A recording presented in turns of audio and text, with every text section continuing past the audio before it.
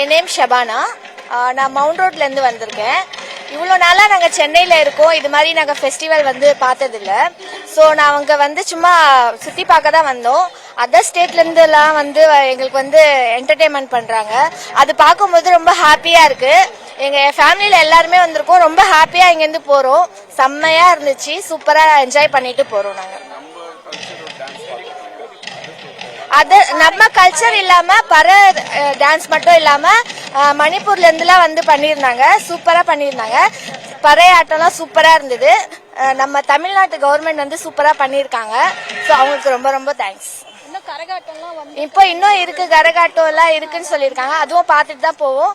ரொம்ப என்ஜாய் பண்ணி தான் போறோம். நாங்க ரொம்ப ஹாப்பியா இருக்கு. ஸோ நான் கிட்டத்தட்ட ஒரு 10-15 வருஷத்துக்கு முன்னாடி வந்தோம் வள்ளூர்குளம். நாங்கள் அப்போல்லாம் இங்கே தான் ஏரியாவில் இருந்தோம். நாங்கள் இப்போ பெருங்கலத்தில் ஷிஃப்ட் ஆனதுலாம் அங்கே வந்து அதுக்கு பிறகு வரதுக்கு நேரம் இல்லை.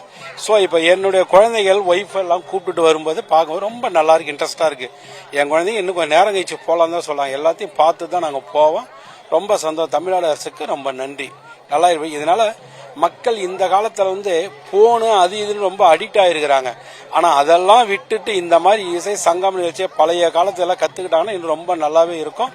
ரொம்ப தமிழ் அரசுக்கும் ரொம்ப நன்றி. நல்லா இருக்கு.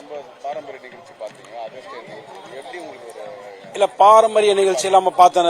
எங்கே பார்த்தீங்கன்னா சின்ன வயசுல இந்த டயர் விளையாடுறது போகிறது, ஆடுபுலி ஆட்டம், தாய பாசை இதெல்லாம் நாங்கள் விளையாண்டோம். ரொம்ப நல்லாவே இருக்குங்க. அடுத்து இப்போ இந்த பறை இசை சங்கம் பாருங்க நல்லா நடந்துட்டு இருக்கு. ரொம்ப சூப்பராகவே ஏற்பாடு நல்லா இருக்கு. ஓகே.